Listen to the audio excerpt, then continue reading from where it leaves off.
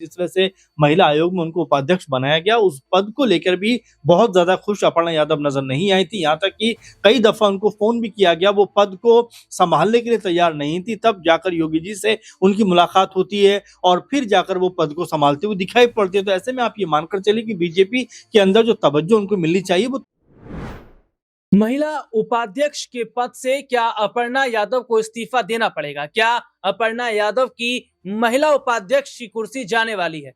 अगर ये कुर्सी अपर्णा यादव की चली गई, तो क्या अपर्णा यादव का रुख समाजवादी पार्टी की तरफ रहेगा? क्या यूपी चुनाव से पहले अपर्णा यादव के प्रोटेस्ट ने न सिर्फ उनकी मुश्किलें बढ़ा दी, बल्कि भारतीय जनता पार्टी के आला कमानों को बड़ा एक्शन लेने पर मजबूर भी कर दिया। दरअसल केजीएमयू यूनिवर्सिटी में अपर्णा यादव ने अपने समर्थकों के साथ जो बवाल किया, उसके बाद डॉक्टरों ने बड़ा फैसला लिया। न सिर्फ उन्होंने ओपीडी सेवाएं बंद रखने का ऐलान कर दिया, बल्कि ये तक कहा कि जब तक अपर्णा के खिलाफ ठोस कदम नहीं उठाया जाएगा, तब तक डॉक्टर काम पर नहीं आएंगे। तो क्या अपर्णा यादव की मुश्किलें बढ़ने वाली हैं और क्या उन्हें अपनी कुर्सी छोड़नी पड़ सकती है? आज इसी मामले पर हम बात करेंगे और बातचीत करने के लिए हमारे साथ हमारे खास सहयोगी अमन सर इस वक्त हमारे साथ मौजूद है। सर, बहुत बहुत स्वागत है इस प्रोग्राम में आपका। सर, अभी हाल ही में हमने देखा कि केजीएमयू जो यूनिवर्सिटी है, उसमें जिस तरीके से अपर्णा यादव अपने समर्थकों के साथ पहुंचती हैं, डॉक्टर रमीज के खिलाफ जिस तरीके से हल्ला उन्होंने बोला है, और यहाँ पर देखा जा रहा है कि डॉक्टरों ने अपर्णा के खिलाफ मोर्चा खोल दिया है। अब उनके जो समर्थक जिन्होंने वहां पर हल्ला बोला था, जो तोड़फोड़ की है, उनके खिलाफ जो है जांच की बात कही जा रही है। क्या लग रहा है सर, क्या अपर्णा यादव की जो ये महिला उपाध्यक्ष की कुर्सी है, इन्हें इस पद से इस्तीफा देना पड़ सकता है, कुर्सी छोड़नी पड़ सकती है? और अगर कुर्सी छोड़ेंगी तो क्या रुख उनका रहेगा? बीजेपी में रहेंगी या फिर समाजवादी पार्टी की तरफ रुख करेंगी? देखिए राहुल जी, अगर हम अपर्णा यादव को देखें तो जिस उतावलेपन में उन्होंने केजीएमयू में जो दस्तक देकर कहीं न कहीं माहौल बिगाड़ने का काम किया, और अब ये कहीं न कहीं साबित भी होता हुआ दिखाई पड़ रहा है कि वो और तमाम उनके समर्थक जो है वो जो कह सकते हैं किंग जॉर्ज जो मेडिकल यूनिवर्सिटी है उसके अंदर दाखिल होते हैं और वहाँ पर जाकर एक माहौल ख़राब करने का प्रयास करते हैं, ये कहते हुए कि भाई जो डॉक्टर रमीज है उसने जिस तरह से धर्मांतरण का खेल किया और जो छात्रा है मेडिकल की उसको परेशान किया, और इस तरह की तमाम चीज़ें वो कहती हुई नजर आई। लेकिन देखिए उससे पहले अगर हम देखें पूरे माहौल के ऊपर जब ये मामला सामने आया तो उस वक्त से ही पुलिस लगातार जो डॉक्टर रमीज है उसके खिलाफ पूरा मुहिम चला रही थी पकड़ने की, और ऐसे में उसके बीच में ही जिस तरह अपर्णा यादव ने कह सकते हैं कि जो मेडिकल यूनिवर्सिटी के अंदर दस्तक देकर कहीं ना कहीं माहौल बिगाड़ने का काम किया, उससे ये तो समझ में नहीं आता कि आखिर वो क्या यूपी पुलिस या योगी सरकार से बहुत संतुष्ट नहीं थी? क्या जो सरकार जो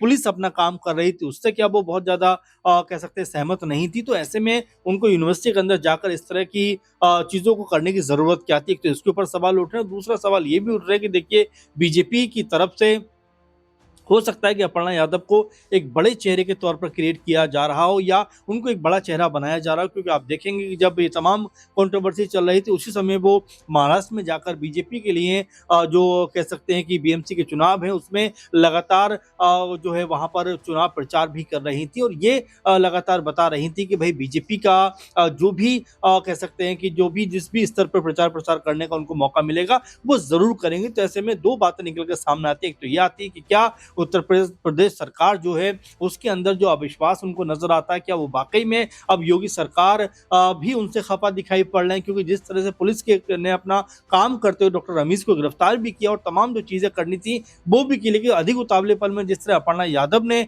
और तमाम समर्थकों ने उनको जो काम किया है उसको लेकर सरकार भी कोई बहुत ज्यादा खुश नहीं है। अब ऐसे में जब वो महाराष्ट्र में प्रचार प्रसार करने के बाद अब जब वापस उत्तर प्रदेश लौटी है तो यहाँ पर क्या उनके खिलाफ कोई बड़ा कह सकते हैं कि जो ऐलान है या बड़ा कोई कदम है वो उठाते हुए सरकार नजर आ सकती है? ये भी एक तबका कह रहा है कि जो महिला आयोग में उपाध्यक्ष का पद उनको मिला हुआ है क्या वो उनसे वापस लिया जा सकता है? तो ये राहुल आप देखिए कि अपर्णा यादव इस पूरे मामले के ऊपर कहीं ना कहीं फंसती हुई दिखाई पड़ रही है। जी, और सबसे बड़ा सवाल है कि क्या अपर्णा यादव समाजवादी पार्टी में आने वाले वक्त में शामिल हो सकते? देखिए, इसकी एक नहीं कई वजह बताई जा रही है, क्योंकि जहां जो महिला उपाध्यक्ष का जो पद मिला हुआ है अपर्णा यादव को, वो कहीं ना कहीं उनसे छीनता नजर आ रहा है। और एक तरफ जहां उत्तर प्रदेश के अंदर चर्चा ये चल रही थी कि Bharatiya Janata party 3 deputy CM बनाएगी।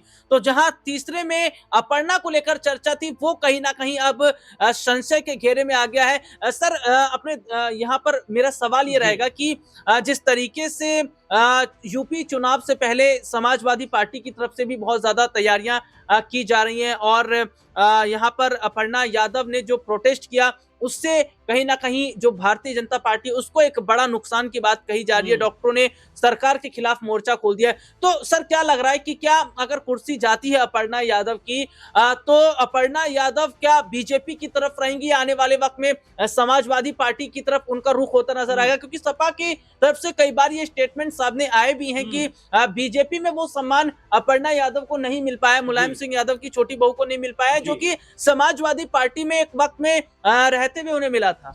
देखिए राहुल जी, आपको याद होगा ठीक ठीक कि 2017 में जब चुनाव हुआ था, उस जी वक्त सर। अपर्णा यादव लखनऊ की कैंट सीट से चुनाव लड़ी थी। हालांकि चुनाव वो हारी थी, लेकिन एकमात्र जो चुनाव लड़ा है उन्होंने सपा के टिकट पर ही चुनाव लड़ा है। अभी तक आप देखेंगे 4-5 साल का वक्त हो गया बीजेपी में आए हुए उनको, लेकिन एक बार भी ऐसा नहीं हुआ कि उनको जो है चुनाव में उतारा गया हो बीजेपी की तरफ से। और हर बार ऐसा लगता है कि भाई वो महत्वपूर्ण कड़ी बीजेपी की होने वाली, लेकिन ऐसा जब एन वक्त आता है तो उनको दरकिनार कर दिया जाता है। अभी भी आप देखेंगे जिस तरह से महिला आयोग में उनको उपाध्यक्ष बनाया गया, उस पद को लेकर भी बहुत ज्यादा खुश अपर्णा यादव नजर नहीं आई थी। यहाँ तक कि कई दफा उनको फोन भी किया गया, वो पद को संभालने के लिए तैयार नहीं थी। तब जाकर योगी जी से उनकी मुलाकात होती है और फिर जाकर वो पद को संभालते हुए दिखाई पड़ती है। तो ऐसे में आप ये मानकर चलिए कि बीजेपी के अंदर जो तवज्जो उनको मिलनी चाहिए वो तवज्जो नहीं मिली। लेकिन अब चूंकि 2027 का चुनाव है और खुद भी वो काफी ज्यादा एक्टिव नजर आ रही है, अब तो कह सकते हैं कि सपा के ऊपर और खासकर परिवार के ऊपर भी वो बयानबाजी कर रहे हैं। तो ऐसे में उनका भी मकसद ये कहीं ना कहीं है कि अगर राजनीति में आगे जाना है तो अब खुलकर सामने आना पड़ेगा, खुलकर बयानबाजी करनी पड़ेगी, खुलकर जो है अखिलेश यादव, डिंपल यादव और तमाम जो सपा के नेता उनके खिलाफ हल्ला बोल करना पड़ेगा। इसी में वो कहीं ना कहीं आगे बढ़ती हुई भी नजर आ रही थी। लेकिन जिस तरह से मेडिकल यूनिवर्सिटी के अंदर जाकर उन्होंने जो कुछ किया है, उससे कहीं ना कहीं उनकी छवि को एक धक्का जरूर लगा है कि भाई आखिर डॉक्टर्स को के खिलाफ या जो तमाम मरीज वहां पर है, महिला जो स्टाफ है, वो भी ये बात कह रही है कि जो समर्थक आए थे अपर्णा यादव के साथ में, उन्होंने न सिर्फ बदसलूकी की बल्कि माहौल भी खराब करने का प्रयास किया। तो ऐसे में हो सकता है कि बीजेपी आलाकमान की तरफ से अपर्णा यादव को यहाँ पर फटकार लगती हुई नजर आ जाए। जी। और वाकई क्या अपर्णा यादव जो है वो मुश्किलों में यहाँ गिरती नजर आ रही है? सर, एक छोटा सा सवाल रहेगा कि समाजवादी पार्टी के बड़े किसी नेता का बयान अपर्णा को लेकर अभी तक सामने नहीं आया है, क्योंकि हम ये देखते हैं कि समाजवादी पार्टी जो है वो भारतीय जनता पार्टी के हर एक उस मुद्दे को घेरने का काम करती है।